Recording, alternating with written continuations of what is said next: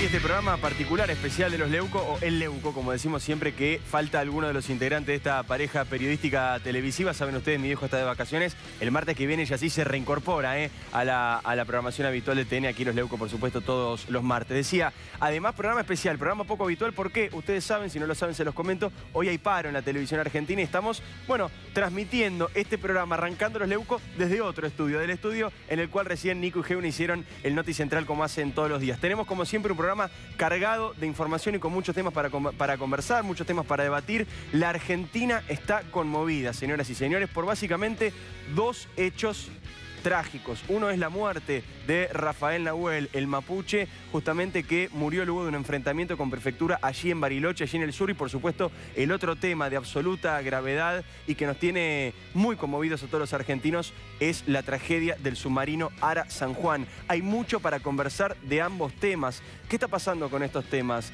¿El gobierno está reaccionando bien? ¿Están comunicando bien? ¿Han cometido algunos errores? ¿Se aprendió algo luego de la tragedia del Ara San Juan? ¿Se aprendió algo luego del caso Maldonado? ¿Se están haciendo las cosas bien con la muerte de Rafael Nahuel? De todo esto vamos a conversar con una mesa polémica, interesante, cargada de gente inteligente y amigos de esta casa que suele venir a conversar con nosotros y queríamos conocer sus opiniones también. Va a estar esta noche con nosotros Federico Andajasi, saben ustedes, prácticamente un hombre de la casa, periodista, escritor, psicoanalista, muchas cosas para escucharlo, a reflexionar. Julio Bárbaro, también, como siempre, interesante, polémico, siempre una mirada diferente a la que tiene el resto de la gente. Va a venir, en un ratito se suma también Fernando González, editor, jefe del diario Clarín, que también siempre tiene una posición política para escuchar y para mirar con atención. Además, viene Marina Calabró, compañera mía de radio, muy amiga mía y además licenciada en Ciencias Políticas. Vamos a hablar de política con Marina Calabró, vamos a hablar, por supuesto, también de su vida, vamos a hablar de Juan Carlos Calabró, vamos a pasar un lindo momento también. Y al final, Mario Cimadevila nos va a estar contando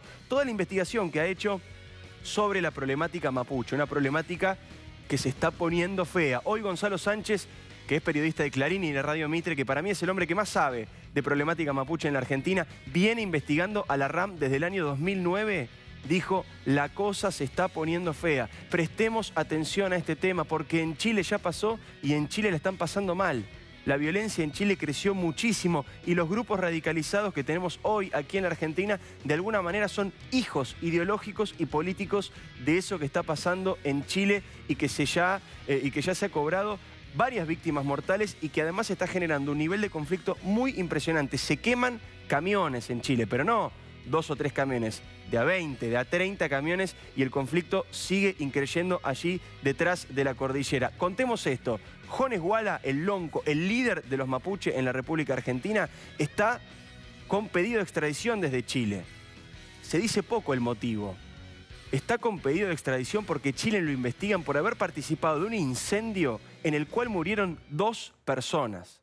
No son delitos menores, no se trata de una búsqueda por un delito vinculado al activismo político, se trata directamente de la muerte de 2 personas. Por eso Chile está reclamando a Jones Wala, el lonco, el líder de este sector de los mapuches radicalizados. Otra diferencia y otra salvedad que es importantísimo hacer. Es un sector minoritario de los mapuches, ultra minoritario, que está radicalizado y que, por supuesto, está dispuesto a utilizar la violencia como elemento político, como herramienta política. Y no lo decimos nosotros, esto lo reconocen. Hace poco hablábamos con Jorge Lanata en la radio, con un representante de la Mapuche Foundation, que está, ¿saben dónde? En Inglaterra. Y desde Inglaterra, de alguna manera, tratan de, seguir de cerca, conservar y ayudar a los movimientos mapuches de toda esta zona de América Latina. Bueno, y esta persona del Mapuche Foundation, ubicado allí en Londres, decía que para ellos no es violencia, para ellos es acción directa.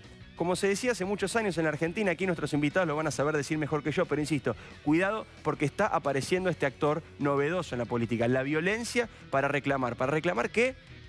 Vamos a charlarlo ahora, pero en principio no reconocen al Estado argentino. De hecho, la justicia está intentando ingresar a la zona del tiroteo y los mapuches no lo están dejando. Estos mapuches radicalizados no están dejando a la justicia ingresar al lugar donde se deben hacer los allanamientos pertinentes y necesarios para saber qué fue lo que pasó con Rafael Nahuel. Si tiene razón Gendarmería, que dicen que fueron llevados a una emboscada y atacados con arma de fuego, o si tienen razón los mapuches, que dicen que Prefectura, no Gendarmería sino Prefectura, protagonizó una verdadera cacería ante protestantes pacíficos. De todo esto vamos a charlar con nuestros invitados. Arranca este programa y así comienza Los Leuco en esta edición especial. Ya están aquí Federico Andajás y Julio Bárbaro y Fernando González. Gracias por venir, a los tres.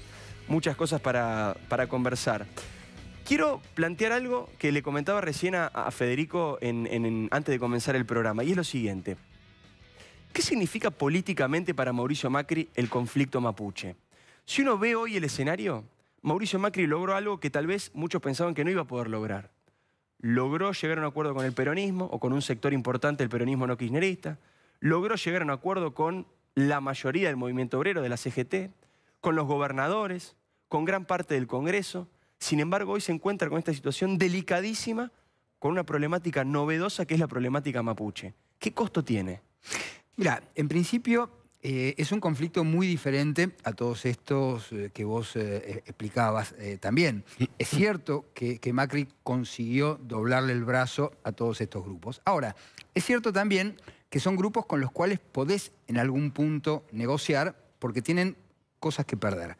Ahora, cuando hablamos de grupos tan radicalizados como la RAM, ya ahí la cosa cambia. A ver, el tema de los pueblos originarios es un problema que data, diría yo, de la época de la conquista. Eso es algo que no se terminó de resolver desde la época de la conquista hasta esta parte. Por supuesto, con todos los matices en el medio. Ya hace varios años escribí una novela que se llamaba El Conquistador, que habla justamente de esta problemática que por supuesto también se da en México, también se da en Perú y también se da en todos los lugares donde hay pueblos precolombinos. Lo más semejante que tenemos es lo que está sucediendo ahora en Chile. Ahora vos fijate que es curioso, porque me parece que todo el mundo esperaba que el conflicto de los pueblos originarios se diera en el norte de la mano del conflicto de Milagro Sala. Y es más, muchos estaban fogoneando para que eso sucediera en el norte. Y sorpresivamente salió por el sur, ¿no? Que eso tuvo que ver, efectivamente, como vos comentabas, con el pedido de extradición de Jones Guara. Exactamente. Eso apuró las cosas, me parece que se improvisó muy rápidamente, esta RAM se organizó muy rápidamente, que no tiene, digamos, la tradición que ya tiene desde hace varios años en Chile, y se lanzaron salvajemente como lo están haciendo en Chile. Pero en el fondo de todo esto también, a mí lo que menos me preocupa, te diría yo, de todo esto, es los integrantes de la RAM. Me preocupan más los que están detrás. Vos hablabas de estos grupos que tienen apoyo en Inglaterra. También acá hay organizaciones que uno puede ver que les están dando apoyo, incluso yo no sé si financiero.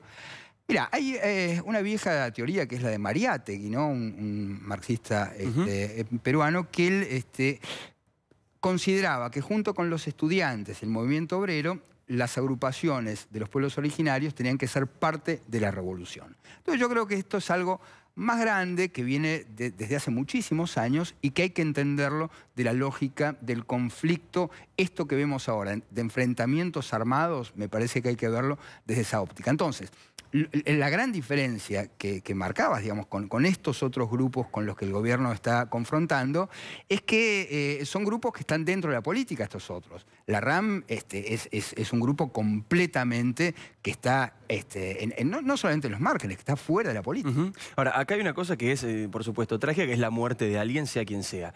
Pero lo segundo, me parece más grave y más importante tener en cuenta, es que hay un grupo de personas que no reconocen al Estado argentino y que no reconocen a la justicia argentina y que no las deja trabajar a la justicia argentina. Yo no coincido con él. Me parece que el tema de la violencia en la Argentina es de un sector. Y no es Macri, es la democracia. Somos todos los que gobierna hoy. Digo, la democracia como estructura tiene a alguien que la cuestiona, que es la violencia. Y ese sector, en algún momento fue el marxismo, era la revolución, era el guevarismo. Digo, la dimensión de ese sector tiene que ver con la unidad de la nación para bloquearlo. Entonces, esto, desde que se corta una calle hasta que alguien con el rostro tapado y un palo agreda, esa concepción de que eso es, digamos, protesta, es la que tenemos que terminar. Digo, el que corta una calle en La Habana y en Miami va preso. Nuestra concepción de la protesta. Este tipo que dijo no hay que criminalizar la protesta. Si no criminalizo la protesta, criminalizo el orden. Uno de los dos está fuera de lugar. Para mí el debate es entre democracia y revolución. Como yo creo que la democracia funciona, creo que el Estado unido tiene que bloquear esta demencia que en los 70 era guerrillera y hoy tiene esta excusa y mañana, digo, una sociedad es estable en la medida en que achique el margen de la demencia, que la cordura se imponga. ¿Fernando? Creo que se aplica el desafío mapuche que tiene Macri, que tiene el gobierno y que tiene la democracia, como dice Julio, se aplica al concepto de cisne negro, ¿no? Que es lo que Macri no esperaba. Como decías vos al comienzo, Macri podía esperar muchas cosas, estar ahora peleándose con la interna salvaje del peronismo. Sí. Que el peronismo Con Pablo es Moyano, salvaje, por ejemplo, como está ocurriendo. O en el sindicalismo, que el peronismo y el sindicalismo peronista son salvajes, sobre todo cuando están en la oposición. No, no está eso. Eso tuvo por lo menos tiene un desarrollo mucho más de consenso, como ha sido todos los proyectos de cambio que va negociando con el sindicalismo y con el peronismo, con los gobernadores. Y está esto, está el desafío de la problemática mapuche, primero relacionada con el caso Maldonado y ahora con el caso del joven muerto de Nahuel. A ver, lo que digo es una complicación. Ya Macri y el gobierno tienen un aprendizaje que fue esos 3 meses que sucedieron con el caso Maldonado, donde el gobierno ya tiene una experiencia en cómo abordarlo mediáticamente. Da la sensación que muchos no aprendieron en ese punto, porque Patricia Bullrich hizo exactamente lo mismo que con el caso Maldonado. Sí, en este caso con prefectura en lugar de gendarmería, pero la posición fue igual, fue defender a rajatabla la versión de la fuerza. Oficial. Pero en el caso Maldonado terminó funcionando favorablemente. Bien. Terminó siendo, no sé si exitosa, pero terminó yéndole bien con esa... Sí, la diferencia es que acá hay una bala que ya se comprobó que salió de un arma de prefectura. Acá hay un muerto. Esa es la complejidad que tiene el caso. Me parece que tiene que aprovechar esa experiencia y tiene que aprovechar también que hasta ahora, sobre todo, la oposición peronista, los gobernadores, incluso hay hoy ya un intento del gobierno y de los gobernadores de las provincias donde está el problema mapuche, de tener una política común y ver cómo enfrentar la cuestión RAM, cómo hacerle frente, cómo abordarla. Me parece que tiene esa ventaja y tiene que aprovecharla y tiene que encontrarle un cauce realmente positivo, porque si no va a ser una complicación grande. Ahora, la pregunta ¿es un problema difícil o un problema fácil de resolver? Porque uno escucha la complejidad que tiene, por supuesto ahora no me refiero a lo que ocurrió el sábado, porque eso es un caso muy complejo donde están todos estos condimentos que estamos dialogando. En general, la problemática de un grupo que no reconoce al Estado argentino o que pretende generar una nación mapuche, como dicen. ¿Es difícil o fácil? Porque yo escucho, por ejemplo, al gobernador de Río Negro, Alberto Bretilnec, diciendo que hace mucho tiempo que están con esta problemática, que ya están sin demasiadas herramientas, que no saben bien qué hacer. De la misma manera, en su momento, Mario Das Neves de Chubut, que ahora, por supuesto, falleció, pero en su momento, cuando tuvo que hablar del tema, también dijo que era una problemática de larga data en la provincia de Chubut. Su sucesor ahora también dice lo mismo. ¿Cuán difícil es resolver este conflicto? ¿Sabes cuál es la paradoja, Diego? Que por una parte decimos, con razón, que tiene que funcionar la democracia, las instituciones de la democracia, y hacerlo además con eficacia. Pero por otra parte, yo encuentro que se está corriendo el gobierno por izquierda y por derecha, incluso por el centro, porque ahora se formó Corea del Centro, que es el nuevo frente por donde se lo quiere correr. Entonces, si el gobierno no actúa, entonces nada, se lo acusa de cruzarse de brazos y ver el conflicto sin participar. Si el gobierno desaloja una ruta, entonces se lo acusa de reprimir. A ver, el caso Maldonado y este último caso están emparentados, pero son distintos. Desde el principio se quiso enmarcar el caso Maldonado como un hecho de represión que había sido secuestrado por la gendarmería, que había sido subido a un camión, que había sido poco menos, dijeron ya, torturado. Bueno, de hecho, se requisaron los cuarteles. Hubo una historia que se creó, digamos, que se dijo que se lo habían llevado en un anonimato, que luego lo habían cambiado a una camioneta blanca. No fue sencillamente Santana, que era parte, digamos, de ese grupo con los binoculares, sino que hubo un aparato de prensa, ¿no? Empezando por Horacio Berbisky, que fue el que fundó todo ese relato. Entonces, acusar al gobierno de represor. En este caso, por supuesto, hay que investigar y no sabemos qué pasó exactamente. Dicen que tiraban con calibre 32 y 38. Calibre 38 es arma de guerra. Quiero decir, ¿cómo se responde a una agresión armada? Digo, ¿cómo son los protocolos en otros lugares del mundo? ¿Cómo se responde a una agresión armada? Lo pregunto. Yo creo que la mayor parte de los protocolos, cuando te tiran con plomo, creo se responde con plomo. Quiero decir, puede gustar, puede no gustar. Pero entonces, acá hay una cuestión completamente hipócrita, ¿no? Donde cuando conviene se trata de grupos que fueron despojados, que no tienen recursos, pero a la hora de atacar, la verdad que atacan con armas de guerra. Entonces, me parece que la gran dificultad del gobierno es que está tironeado por derecha, por izquierda y por el centro. Julio, vos recién planteabas esto de que prime la cordura, ¿no? Que siempre plantea con un sentido común absoluto. ¿Es el gobierno de Macri el que está capacitado para hacerlo? ¿Lo puede hacer solo? ¿Necesita que esto tenga un consenso político general? ¿Cómo ves la posibilidad de una salida a esto? El orden no tiene ideología. No, digamos, el orden está por encima de las ideologías. Lo impone, la Unión Soviética lo impuso, no hay país del mundo que deje el orden en... Yo creo que el problema nuestro es que al carecer de una concepción de unidad nacional, usamos cualquier cosa.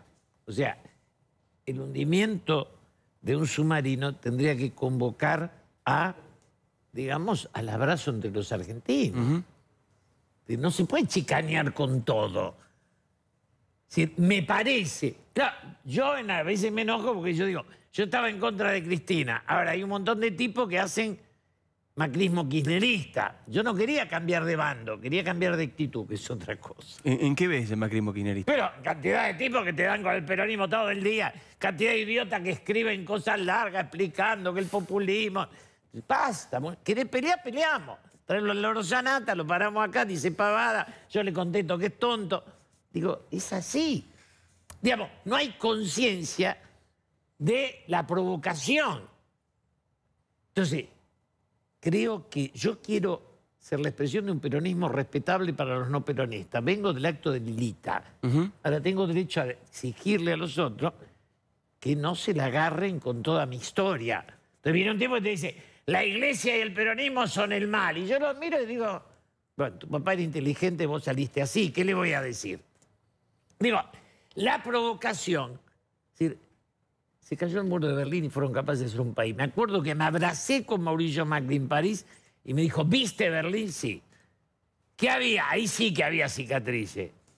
Y fueron capaces. Ahora, si lo nuestro es la chicana, si el problema es hacer kirchnerismo del otro lado, y vamos a hacernos bolsas. Por eso no digo Macri.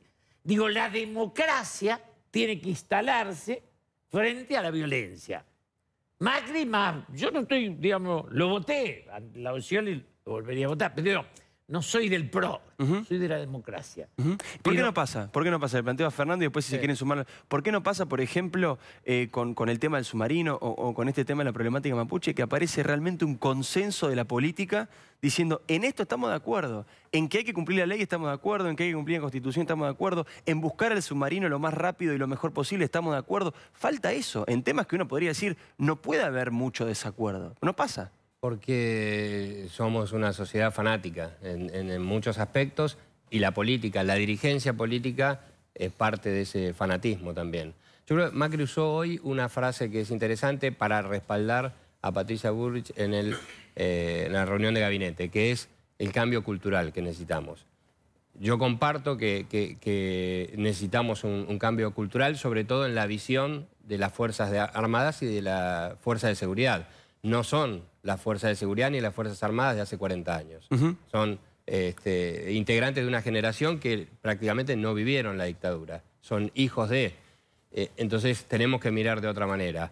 Y tenemos que dejar de sentir y de acusar a priori a la Fuerza de Seguridad, como se hizo primero con la Gendarmería y ahora con la Prefectura. Pero también en el cambio cultural Macri tiene que entender que no tenemos Fuerza de Seguridad que sepan cómo abordar un conflicto civil como el que plantean los mapuches o el que plantea cualquier tipo de manifestación o de disturbio. Creo que el cambio cultural va en el plano completo para la sociedad, para las fuerzas armadas y de seguridad y para cómo la visualizamos todos. ¿Es posible el cambio cultural, Federico? Mirá, espero que sí, tengo que ser optimista. Yo creo que efectivamente, yo te hablaba al comienzo de que esto viene de la época de la conquista, pero no solo esto. La conquista fueron actos de rapiñaje donde no había un criterio de construir sociedades, sino de saquear. Los conquistadores venían, se llevaban el oro, dejaban tierra arrasada y se lo llevaban a España. Y acá, en esta parte del continente, fueron particularmente rapaces. Y yo creo que de alguna forma la política argentina heredó esa forma, esos modos del conquistador. Y me parece que esa falta de unión de la que estamos hablando tiene que ver con intentar sacar provecho de todo.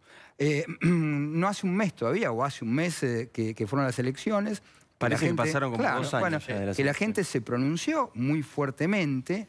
Y entonces yo lo que percibo, no sé cómo lo ven ustedes, pero yo percibo que se desató una puja de intereses muy fuerte, muy fuerte. Habida cuenta, digamos, que la sociedad se expidió y dio su opinión, entonces ahora hay grupos que se están disputando el poder de manera salvaje, y cuando digo esto, digo, los medios de comunicación, los empresarios, los sindicalistas, están todos tratando de sacar la mayor tajada. Entonces es muy difícil encontrar un criterio de unidad cuando vos tenés tipos que están luchando por intereses que ni siquiera sabes cuál es, que son espurios. Vos hablás de Moyano. Ahora, ¿qué intereses está defendiendo Moyano? ¿Está defendiendo los intereses de los trabajadores? ¿Está defendiendo los intereses propios? ¿Tiene que ver con este conflicto que se da con Oca? Porque hay muchos intereses cruzados. Entonces me parece que se aprovecha cualquier conflicto para intentar sacar una tajada. ¿Cómo ves al peronismo en esto, Julio? ¿Cómo ves que está reaccionando el peronismo no kirchnerista, estos gobernadores que llegaron al acuerdo con el gobierno, algunos senadores también que se están reagrupando, en este planteo que haces, ¿no?, de la coherencia, la cordura? Creo que la mayoría de la sociedad está aislando la sublevación. La pregunta es, digamos, ¿convocar a la sublevación es parte de la democracia? Porque hay tipos que te dicen que la libertad de prensa implica, flaco, vamos contra... ¿No? Entonces, debemos ponernos de acuerdo que acá la única forma de llegar al poder es por elecciones. Y esto es una coincidencia. Yo no quiero chicanear ni creo, estamos hablando de este conflicto. No mezclemos ni a Moyano, ni a Pedro, ni a Tito. El tema central es la unidad de la nación frente a aquellos temas que son políticas de Estado, que es la seguridad nacional. Después vienen los conflictos entre nosotros. No mezclemos todo, separemos exactamente lo que corresponde. En lo que corresponde, que es aislar la violencia, coinciden los del PRO, los peronistas, los radicales, los conservadores, los liberales y muchos socialistas. Ese es el marco, el contexto. Esto es el acuerdo nacional que tenemos que lograr. Pero no se da. Vos decís coincide, no se da, no se ve. Yo no veo 15 políticos de 15 espacios distintos repudiando la violencia política. A Mauricio Macri, que no hace tanto, les dije, convocar a la unidad. Cuando tengas todo el poder, porque si no vas a tener que convocar cuando no lo tengas. Claro, convocar en debilidad es otra cosa. Necesita de un gran acuerdo, pacto de la Moncloa. O sea, vos ahí ves la responsabilidad de Macri en no convocarlo. Y digamos. yo veo la principal responsabilidad. lo veo al Durán Barba que dice, no, el asunto es meter un proyecto, ganamos elecciones. Y no ganás elecciones. Estamos en una crisis que necesita refundar la nación. Y la refundación es un gran acuerdo. Ver cómo lo ves. El riesgo más grande, y es lo que a mí me parece lo cual la dirigencia tiene que ser muy responsable, empezando por Macri y después tomando la oposición, y que el conflicto mapuche lo plantea al corazón, va de esa cuestión, es la subestimación de la democracia. La subestimación de la democracia fue el huevo de la serpiente por el cual tuvimos los 70 y después la dictadura y el terrorismo de Estado. Digamos, tuvimos la peor etapa, la peor tragedia de la política argentina, de la historia de la Argentina. Entonces, tenemos que evitar de nuevo caer en eso. Yo veo en algunas de las actitudes de los grupos minúsculos de los sectores mapuches que hay subestimación de la democracia, que no la respetan, que no la valoran. y a veces en la discusión política entre el gobierno y la oposición también hay subestimación de la democracia. Ese es el error que no tenemos que repetir de lo que pasó hace 40 años. Porque si lo repetimos, vamos por mal camino y terminamos en un sendero sin retorno. Idea de desprecio a la democracia, no subestimación. Hay muchos que te dicen eso no sirve, no es el camino. Ahora vamos a hablar un poquito del submarino. En un rato quiero meterme también con ese tema porque también hay mucha discusión. Más allá de las cuestiones técnicas, ninguno de nosotros es experto en submarinista, por supuesto. Hemos escuchado a miles por todos los programas de televisión y de radio porque es importante entenderlo, pero a nivel político. Pero antes quiero preguntarle a cada uno de ustedes, si querés arrancamos con vos, Julio, en general, ¿qué es lo que más te gusta y lo que menos te gusta del gobierno de Macri? Lo que más me gusta es su actitud democrática. Lo que menos me gusta es la concepción, que yo le discuto siempre, de la concentración económica. Yo soy capitalista, pero yo digo, cada vez que Pharmacity se queda con una farmacia, es un clase media que pasó a clase baja. O sea, yo quiero defender el capitalismo impidiendo la concentración. O sea, el tamaño del Estado es grave, pero la concentración de lo privado es grave. Y acá la concentración de lo privado se queda con los taxis, los bares, la farmacia.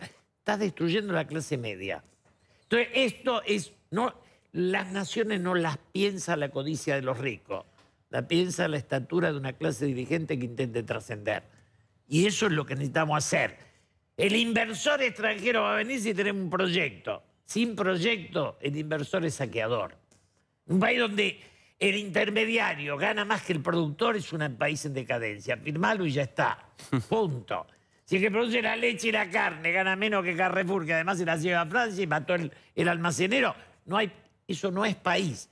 Eso hay que replantearlo y repensar. ¿Vos ves que el gobierno eso no lo ve? No, el gobierno cree en la libre juego de la oferta y la demanda. Y eso te destruye la sociedad. No es que soy estatista. No, no soy estatista. Yo creo que los países se piensan. No se le dice al mercado a ver si bátelo. Fer, ¿cómo lo ves?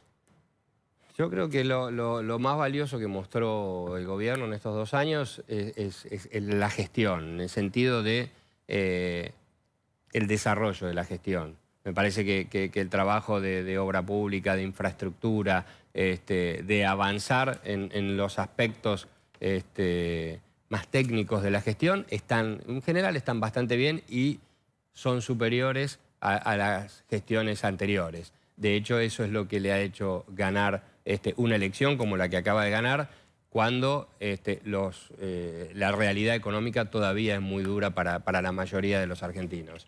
Y creo, en eso coincido con Julio, que en muchas de estos conflictos políticos falta un poco la idea de un proyecto general. Algunos desafíos políticos que tiene el gobierno, que tiene el presidente, que tienen algunos de los ministros, son mal resueltos o directamente no se resuelven. ¿Subestiman los problemas el gobierno? Terminan agrandando. Ahí está. ¿Subestiman los problemas el gobierno? Sí, algunos problemas los subestiman. Algunos problemas los subestiman y terminan pagando un costo político innecesario por problemas que son de resolución, no te digo fácil, pero son de resolución más o menos simple y que terminan convirtiéndose en problemas tremendos para el gobierno. Federico, ¿lo que más te gusta y lo que menos te gusta? Mira, yo creo que se produce una paradoja, porque a veces lo que a uno más le gusta es donde uno percibe que están los problemas y viceversa. Yo te diría que es un gobierno que por primera vez en mucho tiempo tiene una amplitud democrática que no se veía hace tiempo, sobre todo en los medios. Vos pensás que en la televisión pública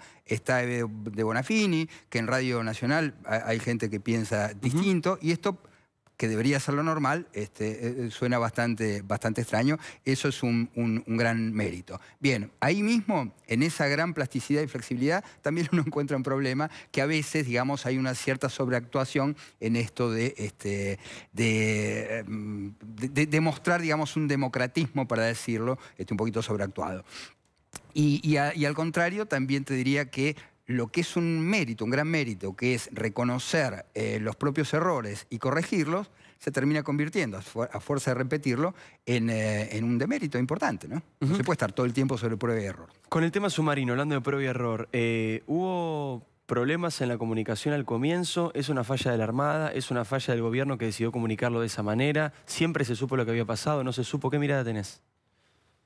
Mira, creo que la comunicación no es un punto fuerte de las Fuerzas Armadas, no es un punto fuerte de la Armada y encima es es una complicación en general que tiene el gobierno. Así que sumada la falta de resolución que tiene el gobierno en términos comunicacionales con la clásica mala comunicación de los militares, eso termina en un resultado malo para lo que es, la verdad que es un desafío muy complejo.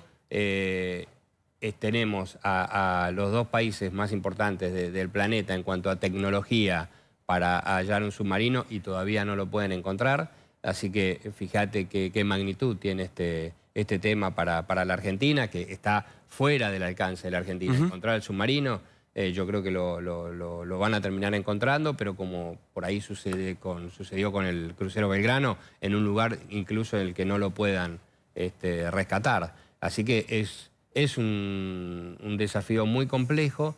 Me parece que lo que hay ahora es, hacia adelante, ver cómo tomamos el tema de las Fuerzas Armadas, cómo tomamos el proyecto de defensa, cómo tomamos la inversión en términos de defensa, qué tipo de ejército quiere la Argentina, qué tipo de ejército quiere Macri y la oposición para la Argentina. Estos son los temas que vienen. Lo otro es esperar a encontrarlo, porque se está hablando, y demasiado, incluso nosotros los periodistas hablamos demasiado, de un tema del cual todavía no conocemos la resolución. No se sabe prácticamente nada. El objeto del delito, para decirlo entre comillas, no se encontró. Entonces no sabemos cuáles fueron realmente las causas, aunque empiezan a aparecer las primeras sospechas. Federico. Mira, en principio no sabemos qué pasó con el submarino. Yo tampoco quiero adelantar conclusiones, porque realmente no lo sé. A mí la cuestión humana es lo que más me conmueve, lo que más me preocupa, más allá de cualquier hipótesis que uno puede hacer.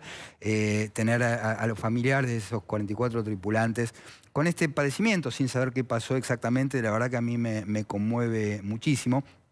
Estos días hablamos en la radio con distintos submarinistas.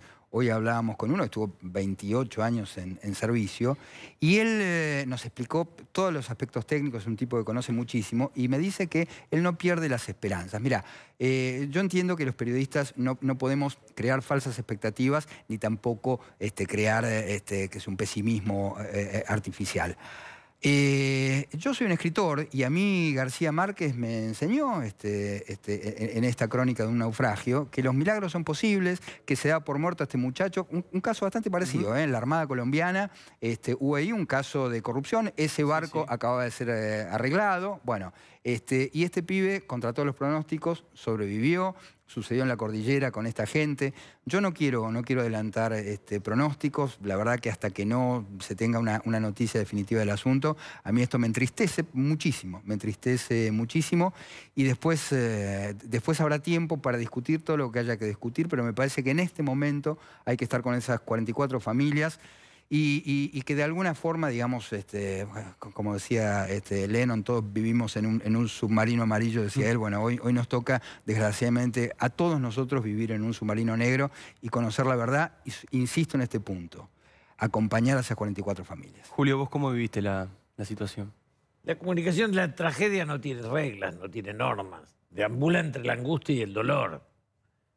Yo encontré que de pronto los uniformados, que durante años fueron para algún sector los condenados, volvían a la realidad, no a partir de la racionalidad de una conducción política, sino de la tragedia. Y que esa tragedia nos permitía asumir que en la insoportable levedad del ser somos todos pares. Y a sacarnos de la cabeza esta estupidez que el uniformado es el malo y el sublevado el bueno. ¿Hubo grieta en este tema? ¿Ustedes vieron que hubo grieta, digamos, grieta este discurso? En el dolor se achica la grieta. Y me parece que la función nuestra, que algo comunicamos, es el dolor nos tiene que unir. Me parece que ese es el tema central. No buscar el culpable, sí el responsable. Pero el hecho es, la unidad nacional es imprescindible para seguir viviendo dignamente. Hablando de unidad, hablando de dolor, pregunto algo ya a nivel político. ¿Hubo una coincidencia entre la actual gestión y la gestión anterior? Creo que es la primera. Y es que ambas gestiones dicen que el submarino estaba en perfectas condiciones. ¿Esto es una unión genuina desde el dolor, desde la preocupación? ¿O es que en realidad hay defectos en ambas gestiones y por lo tanto ahí coinciden en decir que estaba todo bien? El tema es que todavía no aparecen, digamos, pruebas concluyentes de que el submarino estuviera mal antes de emprender el último viaje. Esa es la complicación y me parece que no está mal que arranquen Macri y Cristina o el macrismo y el kirchnerismo tirándose por la cabeza los costos o los errores que se pueden haber cometido con el submarino cuando todavía no lo encontramos. En eso me parece bien. Y yo creo que la tragedia en la Argentina es de lo que nos cuesta aprender. Digo, Cromañón es una tragedia con 194 muertos que hizo que después de Aníbal Ibarra y que llegara Macri a la jefatura de gobierno porteño, mejoraran un poco los controles, mejoraran un poco los mecanismos que antes eran corruptos, el manejo de los boliches, pero después no evitó Time Warp. O sea que no estuvo todo bien hecho desde la tragedia de Cromañón. Y con la tragedia de Once pasó lo mismo. Cristina sacó a Devido, le sacó los trenes a Devido, lo puso a Florencio Randazzo.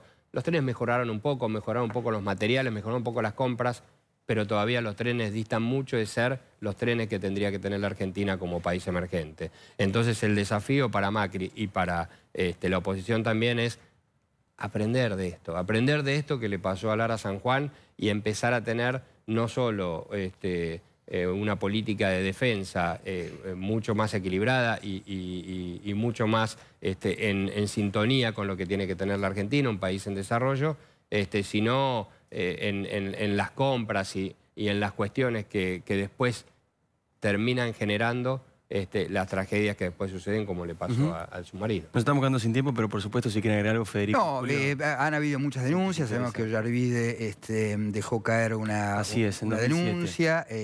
Yo te pregunto, a nosotros nos gustan las motos. Yo jamás le haría un replacado a la batería, ¿no? Es decir, la batería se reemplaza, ni mucho más cuando se trata de 44 vidas, ¿viste?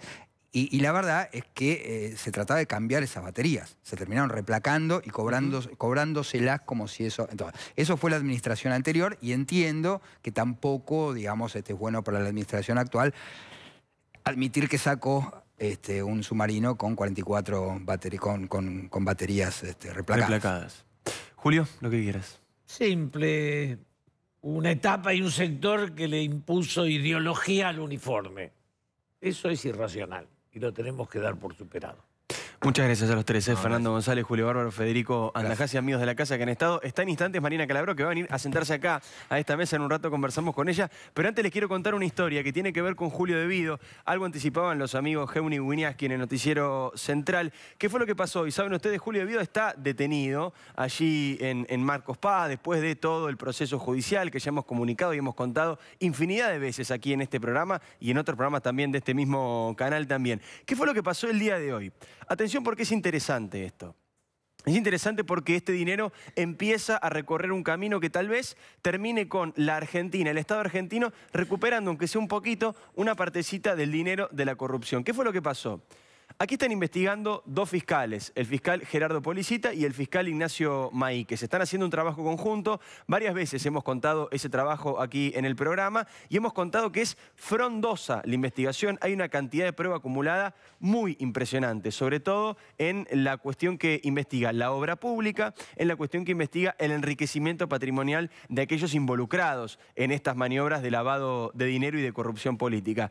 Todo está enmarcado, ya lo saben, en una causa de asociación ilícita en la cual Cristina Fernández de Kirchner era la líder, era quien la manejaba y Julio Devido era uno de sus principales engranajes, una de las piezas más importantes que tenía en el aparato de corrupción y también en el aparato oficial, estatal. Julio Devido, recordemos, esto es importante saberlo, Julio Devido fue el único ministro que mantuvo su cargo en los 12 años de gestión kirchnerista y viene justamente acompañando al matrimonio Kirchner desde principio de la década del 80. Un hombre de absoluta confianza. Primero de Néstor Kirchner y luego, aunque se sabe, y ahora obviamente ya es explícito, no tenían buena relación con Cristina, siempre acompañó y se terminó yendo el gobierno el último día del gobierno de Cristina, el 10 de diciembre del año 2015. ¿Qué fue lo que pasó? Los fiscales Policita y Maíquez le solicitaron al juez Julián Ercolini, que es quien entiende en la causa, que abriera las cajas de seguridad que tenían en diferentes bancos, en su mayoría privados, Julio Devido, hombre importantísimo, José López, el de los bolsos voladores, y también Carlos Santiago Kirchner, un hombre que no es muy conocido a nivel público, pero que ya lo saben, se acaban de dar cuenta, tiene el mismo apellido que el expresidente de la Nación, es el primo de Néstor Kirchner, Carlos Santiago Kirchner, y tuvo un rol fundamental e importantísimo dentro del Ministerio de Planificación que por supuesto comandaba Julio De Vido. ¿Qué encontraron en esas cajas de seguridad? En la de José López, nada. Bueno, una buena para José López, tal vez toda la que tenía guardada era la que apareció en los bolsos que encontramos luego y vimos por video tirando en un convento allí que lo tienen ahora detenido justamente al igual que sus compañeros de gobierno. En las cajas de Julio De Vido encontraron $90.000. Es una cifra baja en comparación con los delitos que se cometieron. Recordemos que los delitos vinculados a la obra pública, a las rutas, estamos hablando de miles de millones de dólares. Miles de millones de dólares. En la caja de Julio De Vido se encontraron $90.000. ¿Cuál es la buena noticia? ¿Cuál es el pequeño caminito que se abre, la pequeña ventana que nos trae este caso de los $90.000 en la caja fuerte de Julio De Vido? Ese dinero ahora va a pasar a un plazo fijo a nombre de justamente el Poder Judicial. ¿Para qué un plazo fijo? Para que se trate de perder la menor cantidad de valor posible. Como lamentablemente en Argentina todavía no tenemos ley de extinción de dominio, los bienes de la corrupción no pueden pasar automáticamente al Estado, estos $90.000 ahora están en un plazo fijo a nombre del tribunal. Y luego, una vez que esta causa llegue a su final y tenga una condena y haya un juicio oral y efectivamente Julio De Vido es considerado culpable, ese dinero va a regresar al Estado argentino. Insisto, es poquito en comparación a los montos, pero es una primera señal o una de las primeras señales de que parte de los reclamos de la sociedad, uno es que vayan presos los que robaron y otro es que devuelvan la plata, parte de esos reclamos empiezan a hacerse tangibles, los empezamos a ver, empiezan a ocurrir justamente cuando hay fiscales y jueces que trabajan como corresponde y hacen estos pedidos. Segunda cuestión interesante de este caso. Los fiscales Policita y Maíquez pidieron que se ejecute el embargo. En esa causa, Cristina, De Vido, López, Báez y todos los cómplices tienen embargos generales, una inhibición general de bienes por 10.000 millones de pesos. 10.000 millones de pesos. Pero ¿cuál es la trampa? Esto es algo muy habitual, todos los abogados que estén del otro lado lo saben. Cada vez que hay un embargo de semejante magnitud, gente muy poderosa y con mucho dinero, como es el caso de Cristina, como es el caso de De Vido, de Báez y los demás imputados en esta causa, dicen que no tienen ningún bien. Cuando se presentan ante el tribunal y empieza la cuestión del embargo, dicen yo no tengo ningún bien, no tengo nada para poner a disposición del embargo y por lo tanto no tengo nada que aportar. No tengo ninguna casa, no tengo ningún auto, no tengo ahorro, no tengo nada. ¿Qué es lo que hace la justicia en ese caso? Inhibición general de bienes, abstracto, algo absolutamente intangible por una cifra sideral, como decíamos recién, de 10.000 millones de pesos. ¿Qué hicieron los fiscales Policita y Maíquez? Se pusieron a investigar. Entonces hicieron una investigación patrimonial de cada uno de los imputados.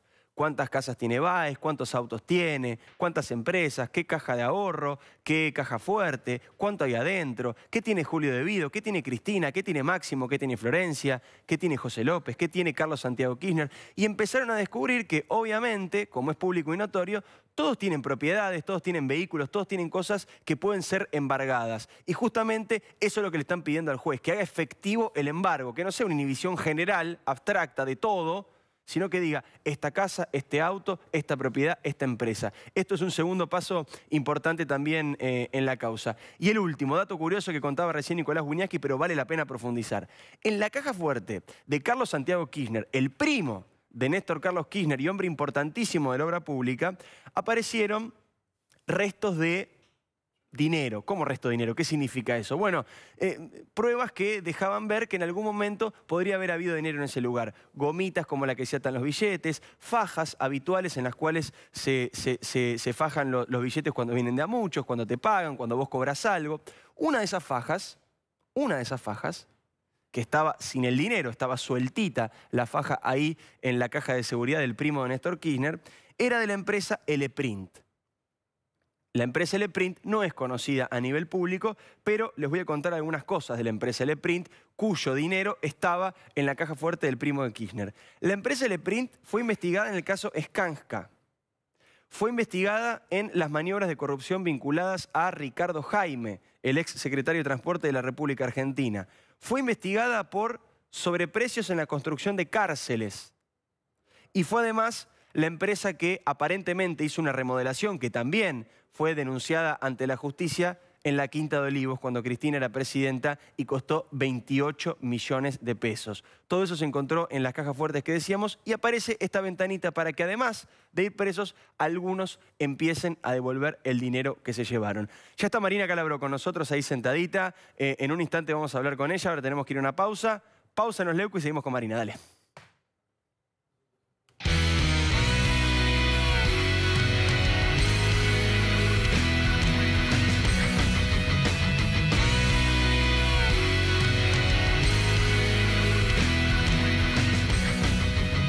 Muy bien, seguimos acá en Los Leuco, cortes, bueno, divertidos con Marina Calabro, somos amigos, compañeros de radio, así que bueno, chusmeamos un poco de todo. Está Mario Cimadevila también en el estudio, en un ratito vamos a conversar con él, vamos a seguir hablando un montón de política, con Marina también. Pero bueno, también vamos a hablar de tu vida, de tu familia, de un montón de cosas. En este programa lo hacemos, en este programa también nos gusta de vez en cuando hablar de otras cosas que no sean tan pesadas como la política, pero voy a arrancar hablando de política, Marina. Dale. Primero, gracias por venir, porque vos sos licenciada en Ciencias Políticas. Sí. Sí, contame eso. En la Universidad de Belgrano, en el año, ya me olvidé, 96, si no me fallan las cuentas. Así que sí, soy licenciada en Ciencia Política y después hice una maestría en Economía. Por eso le chapucé un poco a Tetaz. No soy economista, pero viste, los panelistas, en el fondo... Sí. Ahora vamos a hablar de los panelistas. Nos arriesgamos a todos los temas. Y después de eso hice en la Universidad del SEMA, que es el Centro de Estudios Macroeconómicos de la Argentina, un posgrado en Conducción Política y una maestría en Ciencias del Estado, cuyo director fue Mariano Grondona. Ah, sí, un montón lo que hiciste. ¿Y por qué tanto? ¿Por qué tanta carrera académica? Por insegura. Insegura, eso lo tenés clarísimo. ¿Qué duda lo tenés laburado. Obvio, sí, sí. Sí, igual es una conclusión a la que llegué después. Creo que un poco tiene que ver esto de la inseguridad y otro poco que los politólogos, una vez me dijo un profesor, el politólogo es un océano de conocimientos con 1 centímetro de profundidad. Sí, lo mismo dicen de los periodistas. Y bueno, en algún punto creo que hay un aire de familia entre las profesiones. Así que y me quedó grabado a fuego esto de salgo y la verdad que no sé de nada, pensaba yo sobre mí. Y pero había una exigencia familiar oculta o visible en eso, porque digo, familia de artistas, tu hermana artista, y uno decía, bueno, ¿por qué Marina fue por ese lado? ¿Había algo? ¿Lo descubriste? Sí, y yo creo que sí. ¿Algo para diferenciar? Sí, creo que sí, que tiene que ver con que el rol de lo artístico estaba cubierto por papá primero, por Ileana después. Yo llegué como tercera y me parecía muy difícil, ¿viste? Papá puso la vara muy alta, Ileana con el Conservatorio Nacional de Arte Dramático, 5 años, mejor promedio, ¿viste? Era como también una vara alta para mí. Más allá de que después tomó el camino de la comedia, hizo revistas, se arriesgó a probar otros géneros, pero creo que sí que tuvo que ver con eso, con encontrar mi nicho dentro de la familia, generar una identidad propia siendo la hija de...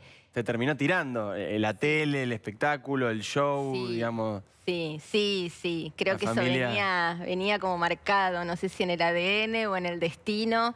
Pero sí, yo arranqué haciendo periodismo político, mirá las vueltas. Contame cómo arrancaste. Arranqué con Daniel Haddad en su primer proyecto radial, que fue FM News, la 98.3, que hoy es la Mega. Sí. Que fue como la transición que él hizo hacia Radio 10. Claro. Porque él arrancó un año con la News, hizo su programa El Primero de la Mañana, un programa emblemático de la radiofonía. Lo hizo primero en la News y después lo pasó a la 10. ¿Y vos estabas en El Primero de la Mañana haciendo política? Sí, hacía columnas de actualidad, una delincuente, la verdad, porque estaba recién recibida, me acuerdo que me había recibido creo que el 29 de noviembre del 96, tengo así como las fechas muy marcadas, y en diciembre me llama Daniel Haddad a mi casa, yo no lo conocía, no lo había visto pero ni de lejos, no tenía nada que ver con mi familia, con afectos, con nada. Y me llama y me dice que me había visto en un programa de Mauro Viale y antes de eso en uno de Neustadt. ¿Viste estas mesas de hijos de famosos? Hablando... mesas de hijos de famosos. Mesa de hijos de famosos. Me había visto, no sé qué dije, que le gustó o que le llamó la atención y me convocó para hacer El Primero de la Mañana, que hacía 2 veces por semana una columnita sobre un tema ¿Elegías Sí, el tema? elegía yo, sí, los dolores de cabeza que le Y traje después, a ese pobre hombre.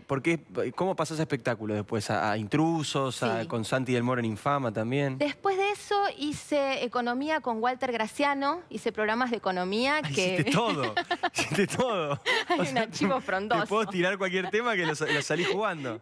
No, no tanto. No. Ahí Está el bien. panelismo ayuda, son El los panelismo. recursos del panelista. Pero bueno, de ahí me llama Guillermo Blanc para hacer Yo Sí. Amo a la TV, Sí. que ahí sí hubo una cuestión afectiva, porque Guillermo, un afecto entrañable de los Calabró, De la toda su familia. familia muy querida, y yo no me animaba a hacer espectáculos, pero no por prejuicio, por pensar que es menos, ni mucho menos, por sentir que no estaba capacitada, que yo no tenía nada para decir, que no podía aportar mucho. Y bueno, me arriesgué con Yo Amo a la TV porque me gustaba el programa, porque lo veía, me arriesgué, hice la primera experiencia y después sí vino la seguidilla de programas de espectáculos, que fue Hechiceras del Espectáculo, Contalo, con Carlos Monti, con el que ya había laburado en, mirá lo que te voy a decir, un viejazo, en el canal de cable de América, que era, no me acuerdo, pero tenía un 6 en el nombre, Martín mirá. se va a acordar. Pero, Martín es tu pareja que labura sí, en América también. Sí, claro. Y bueno, de ahí te decía, Contalo, Infama, Intrusos. Wow. Ese fue el caminito. De todo. Espero no haberlos aburrido. Nosotros acá en Los Leuco siempre nos gusta hablar de la familia por razones obvias. Tenemos el placer y el honor y esta especie de situación extraña de poder laburar juntos con mi viejo. Y es fuerte, ¿no? Porque es parte de una construcción familiar. Un montón de gente en la calle te termina diciendo: nosotros también laburamos en familia, qué lindo, qué difícil también muchas veces separar cuándo es familia, cuándo es laburo, a quién le toca qué rol.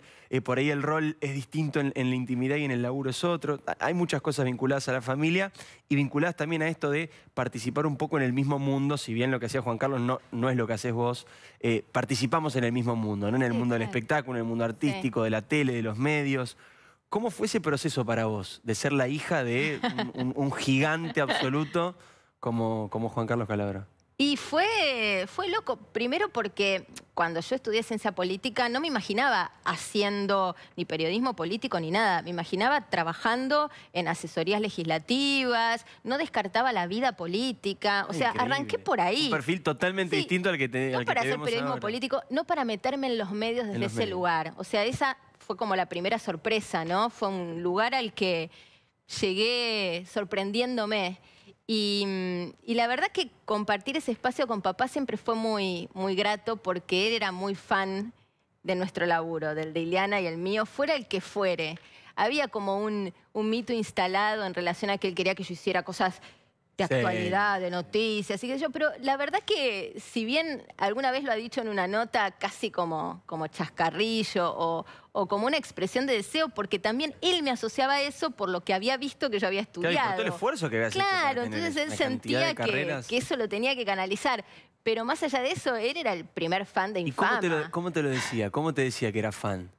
Llamando por ¿Te lo teléfono. decía directamente Sí. o eran gestos, eran cosas? No, veía el programa cuando hacíamos Infama con Santiago, cito esa época porque ya con Intrusos, él no llegó a verme en Intrusos, así que Claro. tengo el recuerdo de Esa lo de época, Infama. esa Infama del Moro fue como la Infama que explotaba. Yo me Sí, acuerdo, ahí explotó sí, Santiago, después vino sí. Intratable, pero fue como la gran explosión de Del Moro. Sí, en algún momento fue el programa más visto de América, obviamente siempre peleando con Intrusos, Intrusos. siempre adelante, pero hubo meses en los que daba batalla Sí, sí, sí, ese fue un Infama. programa. Y él te miraba y te llamaba y ¿qué te decía? Sí, y lo veía todos los días. Y me acuerdo que terminábamos a las 7 y 1 estaba sonando el teléfono. Y yo, por cómo había venido el programa, ya olfateaba si era de palo o de halago. ¿Te daba palos, Juan Carlos, No también? sabés, las veces que me retó por cosas que dije sobre Mirta Legrand. Ah, claro, porque él es mi amigo No, de mí. no, me llamaba y me decía, Marina, aflojale a la señora. ¿Cómo te lo tengo que pedir? El sábado tengo que ir a cenar con ella. Y la señora se queja y tiene razón. Bueno, eso me imagino que te debe haber pasado, vos lo contás ahora con Mirta, pero te debe haber pasado mucho. ¿En qué sentido? El rol del periodista en general, pero el del espectáculo, el periodista de espectáculo en particular, Muy es ingrato. un rol ingrato, es un rol donde tenés Sí. que discutir, tenés que polemizar. Ahora en esta tele de ahora salvaje, ni hablar. Ni hablar. Y con Juan Carlos era todo lo contrario, él tenía buena onda con todo el mundo, todo el mundo lo Claro. quería, todo el mundo lo respetaba. Lo todo- encaraban y le decían, Claro. che, tu hija. ¿Cómo se llevaba él con con eso? En el mano a mano con el que le reprochaba. Mira, con Mirta he tenido agarradas fuertes. ¿Ah, sí? Agarradas fuertes, pero alguna vez de levantarse la voz en la mesa, obviamente con el respeto Sí, de la amistad de reverencial que él años. tenía por ella. Imagínate que, no sé, 30 años de amistad, no sé cuántos, y no la tuteaba, pero así todo se ha plantado por mí. Le ha llegado a decir, señora, yo no hago juicios de valor sobre su hija y sus nietos. O sea, peleas Le pido así que usted sea... familiares, Sí, pero así, fuerte. fuerte. Y la verdad que después de que él se fue, después de que murió, me encontré, mirá qué loco, ¿no? Quizá un psicólogo sería un festín, pero me encontré diciendo cosas en la tele sobre Mirta De él. y en el fondo esperando el llamado de Cala. Claro, Una cosa wow. Y pero es lógico. casi como una provocación. Mira, estoy hablando de Mirta Legrand, a ver si estás, ¿viste? Una cosa Claro, como... de necesitar ahí Sí, el sí, reclamo, la sí, pelea, la sí, presencia. de ¿no? necesitarlo. Estuviste el domingo con Mirta. ¿Cómo está la relación con Mirta? ¿Bien? ¿Están bien? Bien, sí. ¿Qué sé yo? Yo sé que ella la quiere más Ileana que a mí. ¿Ella quiere más Ileana que a vos? Sí, ya lo tengo asumido. Y tiene razón, porque Ileana es un ser mucho más adorable. tiene motivos. Tiene motivos. ¿Cómo te llevas con Ileana? Bien, la adoro, la adoro. Ileana es una mina de fierro, es buena gente, es laburante, es una gran hermana, muy hermana mayor. Funciona mucho como hermana mayor y hoy es el gran sostén de la familia. Es la que se ocupa de todas, la que un poco cumple y honra la palabra que le dio a papá cuando le dijo quédate tranquilo que Coca va a estar bien. Y, Claro, con tu y ese vieja, con compromiso Coca, se le que hizo es- carne y te digo que corre, se desdobla, está todo el día pendiente Está todo el día de mamá. laburando, Ileana. Sí. Bueno, vos Ileana es una también. Vos laburante. laburás un montón. Laburás Sí. con nosotros en la radio, después tenés Sí. Intrusos. Sí. Los domingos en PPT, que ahora terminó, pero fue todo Sí. el año también. Sí, en algún también. momento el Noticiero de América. Sí. ¿Por qué laburan tanto las Calabro? ¿Hay un mandato familiar también? Sí, claro, Sí. sí, claro, no. Pero esa, ¿sabés qué es Coca? Ese ¿Coca? No fue, sí, porque la que empujaba a mi viejo a laburar era Coca. Mi viejo no te voy a decir que era vago, pero hubiera sido un hombre que se hubiera conformado con menos en todo sentido. No Mirá. tenía ambiciones económicas. Claro. No tenía Un delirio de artista, estelaridad. Un artista, un bohemio. No le importaba, viste, esto del primero, el cartel, nada. Fíjate que en Campeones no salió en el cartel y dijo, y la gente ya sabe quién soy, que Sí, me voy tenía a pelear razón. con Laporte y Mariano La humildad de Martínez. los grandes. Y te decía, si no hubiera estado mamá atrás empujándolo, mi viejo, no te digo que hubiera sido uno del montón porque tenía un talento extraordinario, pero no sé si hubiera podido llegar a donde llegó y hacer su programa propio, Calabromas, durante, no sé, 10, 12 años consecutivos, 30 años del Contra. Creo que sin Coca hubiera sido un cómico, no quiero dar nombres, pero, viste, Sí, del entiendo. pelotón. Qué importante y qué lindo lo que estás diciendo. Esa pareja que fue mutuo, ¿no? El acompañamiento, el laburo, el esfuerzo, el éxito de ambos. Sí. ¿Eso lo tuvieron claro siempre ellos? Yo creo que sí, yo creo que sí. Ella se sentaba a estudiar los libretos con él, le tiraba la letra, es decir, le decía lo que tenía que decir él, le daba los pies y... Increíble. Y la verdad que tenían esa simbiosis, eran uno. Te digo, el día, la noche en Martín Fierro, me quedé muy mortificada porque me olvidé de Yo agradecerle te a puedo Coca. contar una intimidad. Yo te gritaba desde la mesa. ¡Coca, Coca! Te gritaba y vos no me escuchabas. No, porque además estaba aturdida. Era un Cometí terrible, el error de no subir ese preparar escenario es nada terrible. para no quemar Sí, sí, una de cábala. situación y después dije, no, tendría que haber hecho aunque sea un punteo de los inolvidables.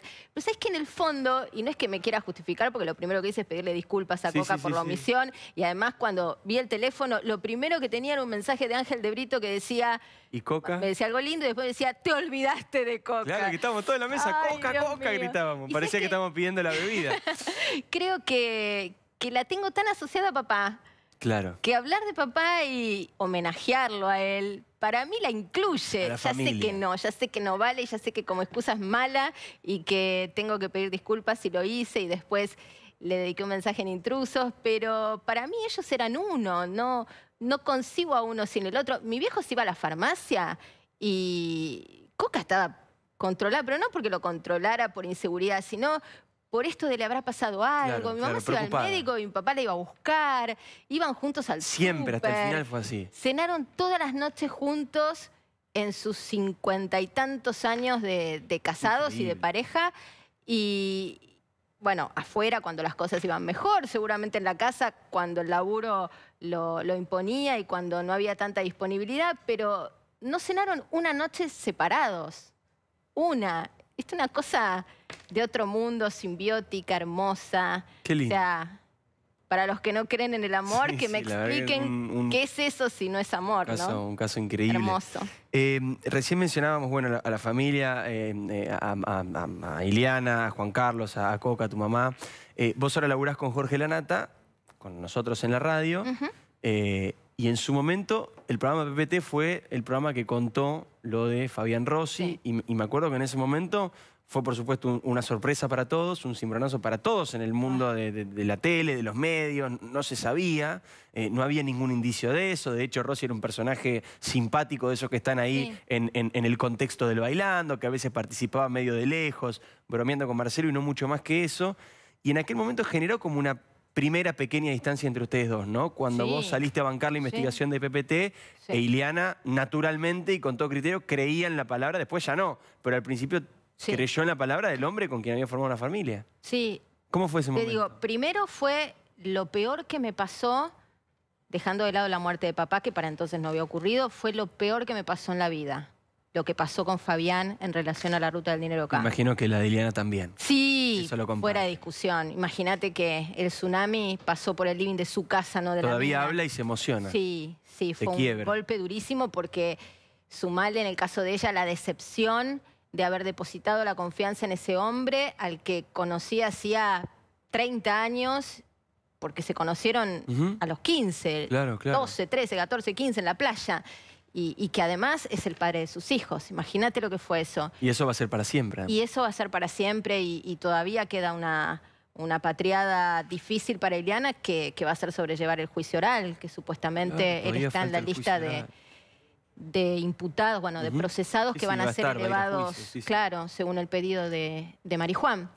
Así que, y con respecto a Iliana, fue la primera y única vez que nos distanciamos. Nunca nos distanciamos, más allá del chiste mediático, que Payares nos carga, con que nos odiamos y qué sé yo. Nunca estuvimos sin hablarnos con Iliana. Nunca estuvimos enojadas la una con la otra. Enojadas? Y meses.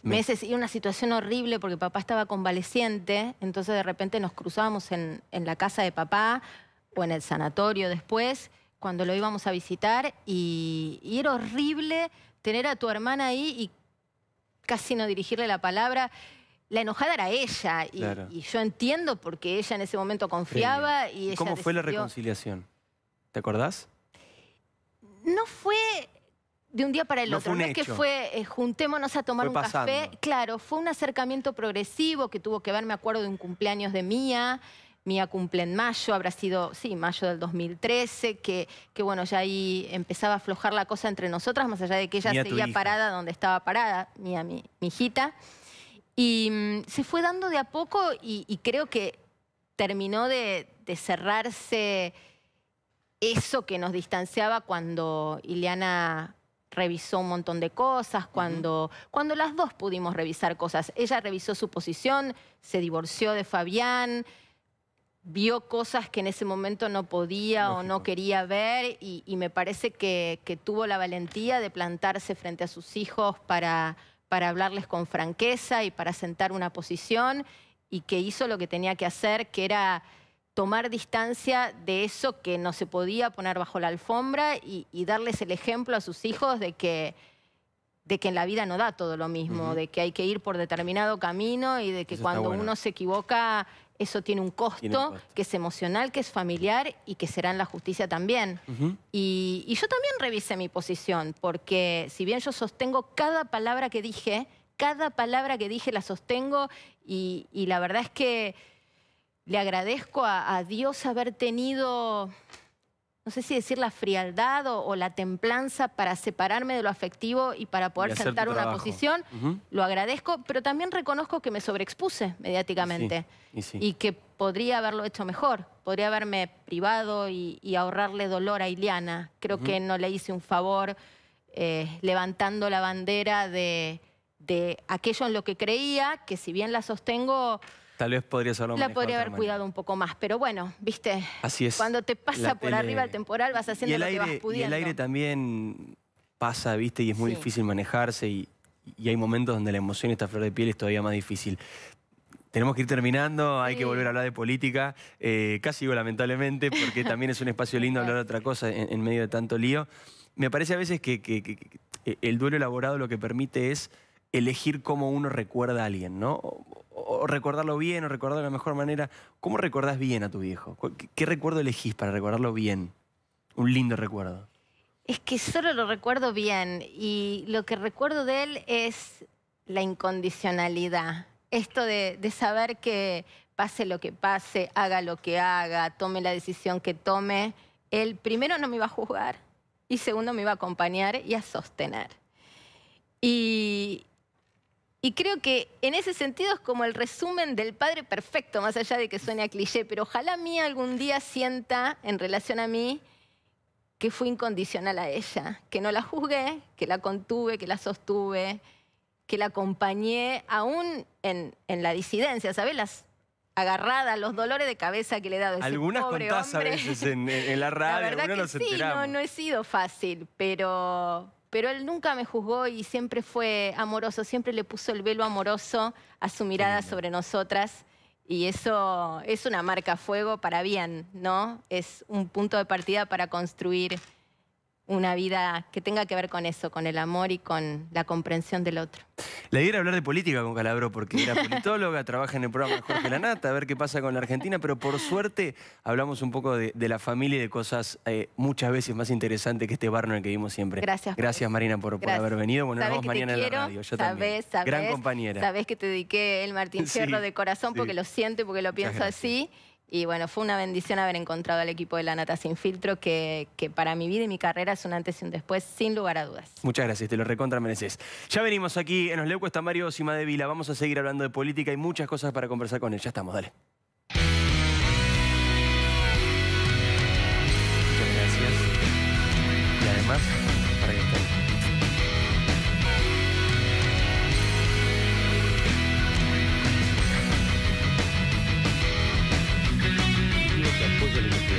Muy bien, estamos aquí conversando ya en el corte como corresponde, como suele pasar, con Mario Cimadevila. Muchas gracias por haber venido, Mario.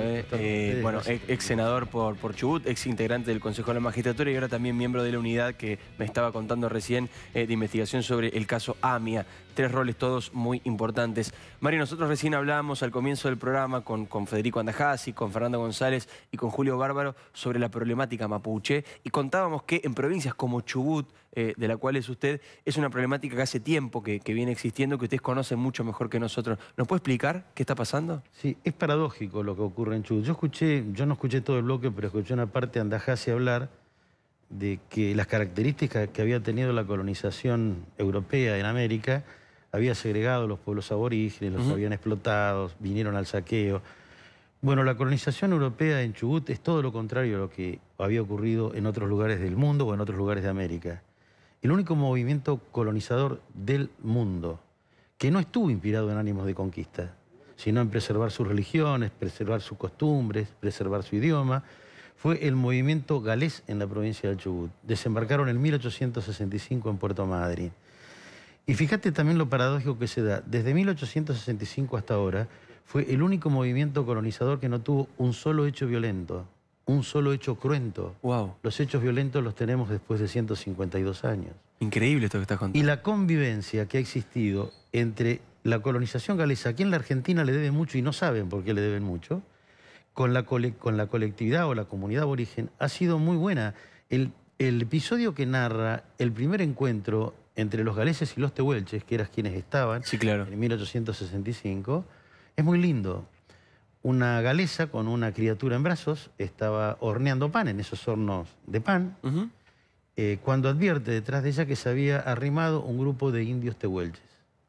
Sorprendida, claro, por el episodio, no habían tenido contacto todavía, lo que se le ocurre a esta mujer galesa es darles el chico para que lo tengan en brazos y darles pan caliente. Este fue el primer encuentro que hubo. A partir de allí se generó una relación muy amistosa, donde intercambiaban cosas. Los indios normalmente proveían de carnes de guanaco, carnes de avestruces, y los galeses, algunos otros, como se denominan vicios, a la colectividad tehuelche. No, nunca hubo ningún hecho cruento ni ningún hecho violento. Y con esta historia que está relatando, ¿qué es la RAM entonces, hoy? ¿De dónde Te digo lo de los mapuches. Los mapuches llegaron luego a la provincia de Chubut provenientes de Chile. Si vos agarrás el censo que se hizo, creo que fue en 1895, aparecen ya los apellidos galeses, los apellidos tehuelches, pero después de 1895 comienzan a aparecer en los censos siguientes los apellidos de mapuche, que se instalaron en la provincia del Chubut, son propietarios de tierras, se dedican a las actividades pecuarias. La Constitución de la provincia del Chubut protege no solo su identidad cultural, sino que garantiza la preservación de su cultura enseñando lengua mapuche en los lugares donde ellos están asentados. El RAM, Resistencia Ancestral Mapuche, es un grupo violento que no representa a la colectividad mapuche.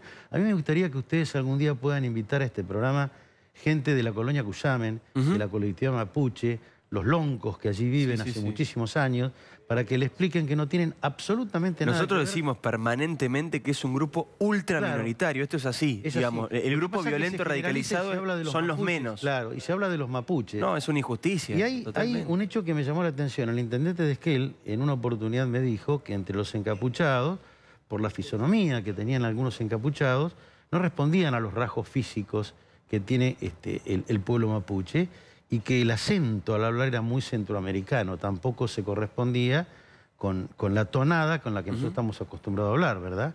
O sea, que financiados estos grupos desde, no sabemos por quién, pero que tienen su domicilio en Inglaterra, es decir, hay cosas que son muy raras. Lo que yo creo que no puede haber tibieza es en el tratamiento que se merece quienes plantean nada más ni nada menos que dividir el territorio nacional. Claro. Ellos lo que están planteando, y esto es lo que hay que explicar a la gente, no es un movimiento social, ¿eh?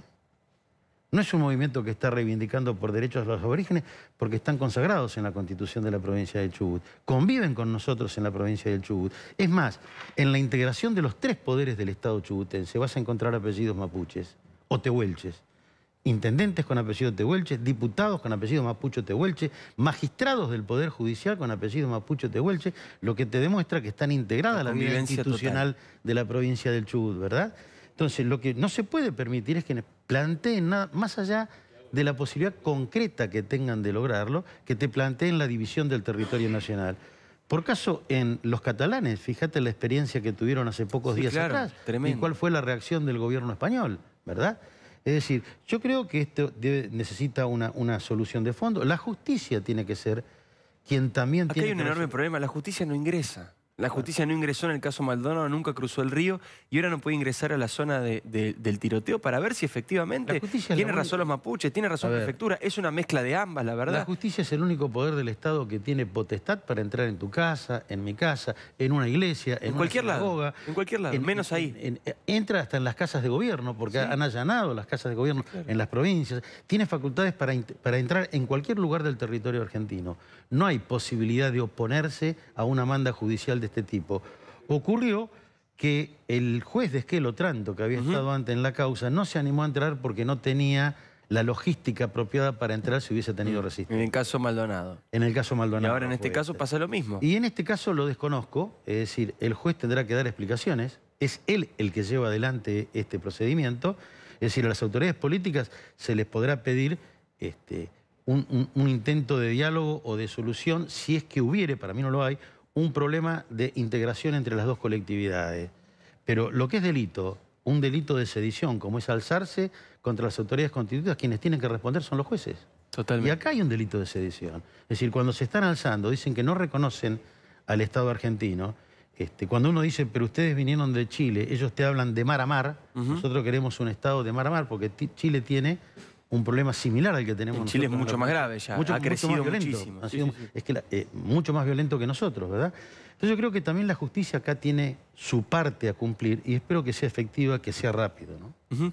¿Cree, Mario, que hay espacio para que el gobierno entable diálogo con este enorme sector de la comunidad mapuche, pacífico, que tiene una convivencia lógica y coherente con todas las comunidades con las cuales convive hace años, como contaba recién usted? ¿Hay espacio para ese diálogo? ¿Puede ser ese el camino para que la violencia no gane? Con la colectividad mapuche que está afincada, yo hablo por la provincia del Chubut, sobre todo en el departamento Cusamen, en el departamento Futalufú, en el departamento Gastres, el diálogo es permanente, la interacción es permanente. En las escuelas nuestras, en las provincias del Chubut, donde están asentados estos pueblos originarios, se enseñan los dos idiomas. Se enseña el mapuche y se enseña el castellano. Es decir, la interacción es mucha. Esto que te decía recién, vas a encontrar que integran los tres poderes del Estado. Cuando leas los apellidos, Chingoleo, Chiquichano, Nahuelanca, son apellidos que han ocupado los distintos poderes del Estado. El Poder Legislativo, algunos han sido intendentes, otros han sido magistrados del Poder Judicial. Es decir, a nosotros nos sorprende esto porque, te vuelvo a repetir, mamamos de una colonización galesa, pacífica, que no tuvo ningún hecho violento. Y que te cuento otro episodio donde participaron los pueblos aborígenes. Fue cuando se estaban discutiendo los límites entre Argentina y Chile. Te lo hago cortita para que se entienda. El Tratado de Límites entre Argentina y Chile hablaba que el límite lo componían las cumbres que dividen las más altas aguas. Ocurre que las más altas cumbres que dividen las aguas, perdón. Ocurre que las más altas cumbres no dividen las aguas. De la cordillera hacia el este, hacia el lado argentino, vos haces 100 kilómetros más y todos los ríos desembocan en el Pacífico. Claro. ¿Qué tomábamos como límite? ¿Las más altas cumbres o tomábamos como límite la línea divisoria de aguas? Si tomábamos la línea divisoria de aguas nos quedábamos sin toda la parte lacustre de la cordillera. El Perito Moreno, que trabajó en la Comisión de Límites, un gran patriota y que pocos conocen, había advertido que los ingleses, que eran los árbitros, iban a dar mucha bolilla a lo que dijeran los habitantes del lugar. Los galeses y pueblos originarios de la región hicieron un plebiscito en la ciudad de Trevelin, que hace poco cumplió un nuevo aniversario, y decidieron ser argentinos. Eso fue un hecho fundamental para que los árbitros ingleses fallaran a favor de la Argentina. Por eso digo, la Argentina no conoce lo que significó para una gran parte de su territorio la colonización galesa. Muy interesante, Mario, lo que nos estás contando. Agradezco mucho que hayas venido. Es interesante este tema, es una problemática que crece. Seguramente te tengamos de nuevo en este programa. Muchas gracias por venir. No, un gusto para mí estar con ustedes. Mario Cimadevila. Nosotros nos vamos al último corte del programa. Se viene el Fernet, no se vayan.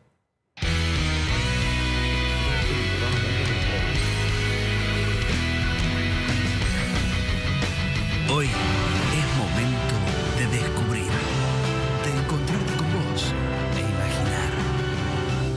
San Juan brilla para todos. Gourmet Porteño, los esperamos en Alicia Moró de Justo, 1942, Puerto Madero.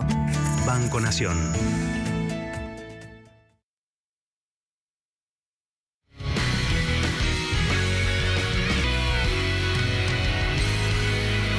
Muy bien, se nos está terminando el programa. Estoy yo solo, ya lo saben, mi hijo está de vacaciones. Regresa al programa el martes que viene, o eso espero, eso me dijo, eso me prometió. Así que bueno, hacemos el brindis habitual del Fernet de todas las noches. En este caso, solo me toca brindar, y con las dificultades de este día que, como decíamos, han sido algunas vinculadas al paro que hubo hoy con los trabajadores de la televisión. Con mucha espuma, como le gusta a mi padre, casi se me cae, pero por suerte no.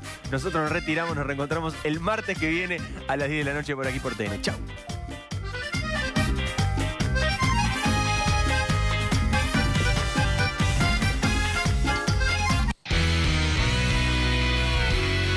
Por fin.